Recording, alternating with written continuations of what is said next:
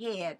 But the important point is that Eli was waiting on the to hear something from the battle, what was going on with the battle.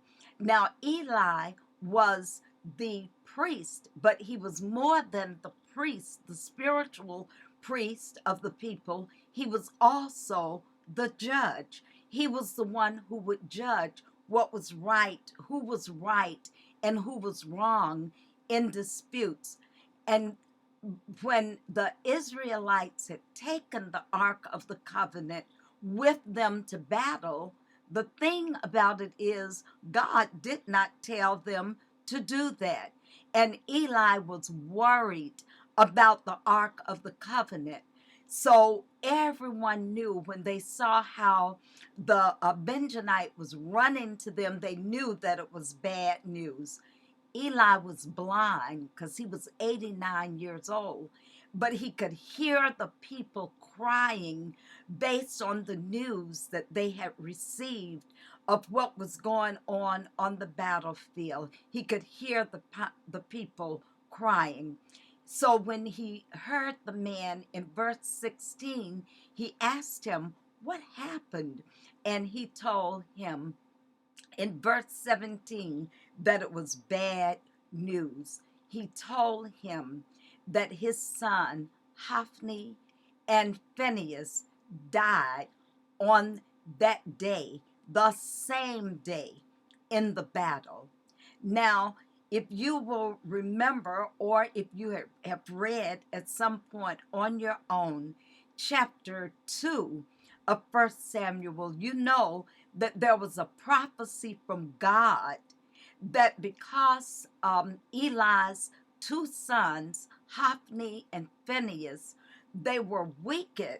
They were sleeping with the women who were working at the temple gate. There was a um, practice that was in place. I'm not sure if it was a law or a commandment, but it was said that the people would bring their sacrifices, and it was a specific part of that animal that would go to the priest, and the rest would go in the sacrifice. But Eli's sons were so wicked that they would take the part of the sacrifice that they wanted and they would eat it, and they were not supposed to have it. And because of the wickedness of Eli's sons, there was a prophecy in chapter 2, verse 37, that members of his family would die young, that his sons would die, the number of them that would die on the same day. Well, with the message that this Benjamite brought, that prophecy is now coming true. When Eli heard about the Ark of the Covenant being taken by the Philistines, he heard about the death of his sons. He fell back in his chair. And because he had been eating with his sons the meat of the sacrifice that they should not have had, the scripture said he was heavy. It meant he was really fat. He had a lot of weight on him. And when he fell back in the chair, he died. And this showed how much he cared about the ark, because he knew what God required of them. Although he did not do it completely, he knew what God required of him. So Eli led the people of Israel before his death for 40 years. Not only was he their priest, but he was also their judge. After the time of Joshua, the Israelites called their leaders judges. So Eli was a leader and not just a priest. And Eli and Samuel were the last two judges before Israel had a king.